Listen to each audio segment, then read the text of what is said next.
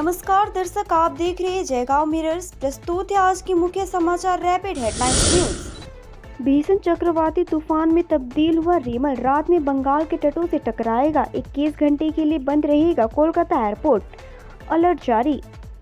चक्रवात रेमल भीषण चक्रवाती तूफान में तब्दील गया है और रविवार रात को पश्चिम बंगाल के सागर द्वीप और बांग्लादेश के खेपुपारा के बीच टकराने की आशंका है। इस प्री मानसून सीजन में बंगाल की खाड़ी में यह पहला चक्रवात है। भारत मौसम विज्ञान विभाग द्वारा जारी एक अपडेट के अनुसार रविवार सुबह 8 बजे उत्तर बंगाल के खाड़ी के ऊपर चक्रवात रेमल एक गंभीर चक्रवाती तूफान में तब्दील हो गया है और खेपुपारा से लगभग 290 किलोमीटर दक्षिण पूर्व और सागर द्वीप से 270 किलोमीटर दक्षिण पूर्व में केंद्रित था। इस तूफान को रेमल नाम दिया गया है। मौसम विभाग का कहना है कि यह आज रात पश्चिम बंगाल के पास टकराएगा।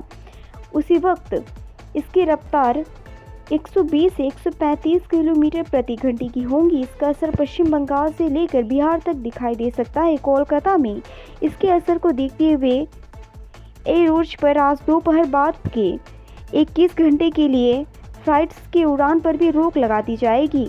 आइए आपको बताते हैं कि इस तूफान से देश के बाकी राज्यों के मौसम पर क्या असर पड़ेगा, इससे किस तरह से खतरे की आशंका हो सकती है।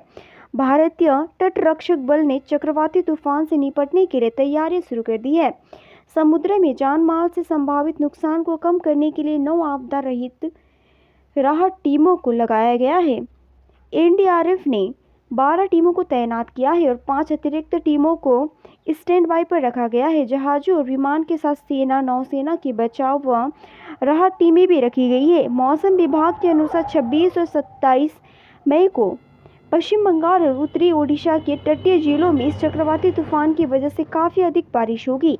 मौसम विभाग कार्यालय ने 26 और 27 मई को पश्चिम बंगाल और उत्तरी ओडिशा के तटीय जिलों में अत्यधिक भारी वर्षा की चेतावनी दी है। तूफान के समुद्र तट से टकराने के समय तटीय पश्चिम बंगाल और बांग्लादेश के निचले इलाके में 1.5 किलोमीटर तक की तूफानी लहर उठने की आशंका है। कोलकाता हवाई अड्डे के अधिकारियों ने चक्रवाती तूफान रेमल के संभावित प्रभाव को देखते हुए रविवार दोपहर को 21 घंटे के लिए उड़ानों का परिचालन निलंबित करने का फैसला किया है।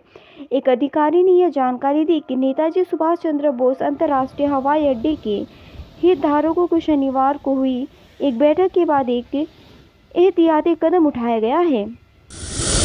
भीषण गर्मी से हाथियों का भी हाल हो रहा है बेहाल। बाढ़ नदियों के किनारे आ रहे हैं प्यास बुझाने। उत्तर बंगाल में भीषण गर्मी पड़ रही है। इंसान जानवर भी गर्मी से बेहाल है। अत्यधिक गर्मी से हाथियों को परेशानी हो रही है। वे पानी की तलाश में नदी के पास बार बार आ रहे हैं। यह तस्वीर अलीपुरद्वार जिले के जंगल से सटे इलाके में देखने को मिली।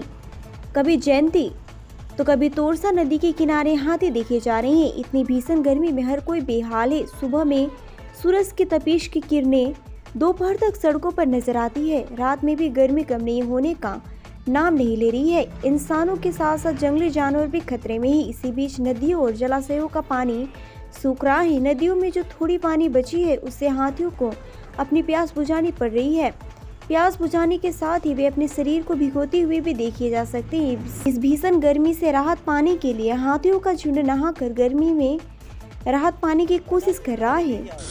ट्रेन के विकलांग डब्बे में एक विकलांग व्यक्ति के साथ रेलवे कर्मचारियों ने की बदसलूकी। ट्रेन के विकलांग डब्बे में एक विकलांग व्यक्ति के साथ रेलवे कर्मचारियों ने की बदसलूकी का मामला सामने आया है।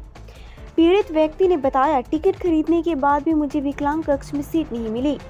सिलीगुड़ी के हाकिमपाड़ा निवासी अरुण भास पाल चौधरी को ट्रेन से कोलकाता से सिलीगुड़ी आने के दौरान अत्यधिक उत्पीड़न का सामना करना पड़ा। वह शुक्रवार की रात सियालदा हल्दीबाड़ी दार्जिलिंग ट्रेन में चढ़े। कथित तौर पर कुछ लोग अपनी जीआरपी पहचान का इस्तेमाल कर ट्रेन में यात्रा कर रहे थे। इसके बाद ट्रेन के कमरे में बैठकर शराब पी। उन्होंने अरुणाभ पाल चौधरी को वहां रुकने की कोशिश करने पर ट्रेन से फेंकने की चेतावनी दी। आरोप है कि उनकी सीट पर भी कब्जा कर लिया गया। उनका सामान इधर उधर फेंक दिया गया। शनिवार को जब train new Jalpaiguri railway station पहुंची तो कुछ लोगों को कोच से उतरते देखा गया। जब पत्रकार उनसे पूछताछ करने पहुंचे तो उन्होंने उनके कैमरे छीनने की भी कोशिश की। उन्होंने चेतावनी दी कि अरुणाभ पाल चौधरी आरपीएफ और जीआरपी अधिकारियों से लिखित शिकायत करने पहुंचे। लेकिन यह शिकायत नहीं ली गई। ट्रेन में सफर कर रहे अन्य यात्रियों ने घटना की निंदा की।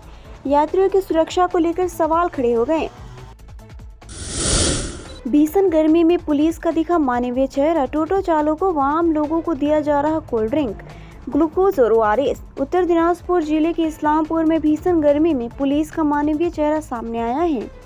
भीषण गर्मी से आम लोगों का जनजीवन अस्त व्यस्त हो गया है। इस्लामपुर पुलिस जिला की ओर से गर्मी से लोगों को राहत देने के लिए इस्लामपुर थाना की पहल पर टोटो चालकों सहित विभिन्न आम लोगों को कोल्ड ड्रिंक, ग्लूकोज, ORS पिलाया जा रहा है। इस्लामपुर थाना के IC हीरक विश्वास ने बताया कि इस भीषण गर्मी में आम लोग जरूरत के काम से ही घर से बाहर निकल रहे हैं। इस गर्मी में आम लोगों को भारी परेशानियों का सामना करना पड़ रहा है।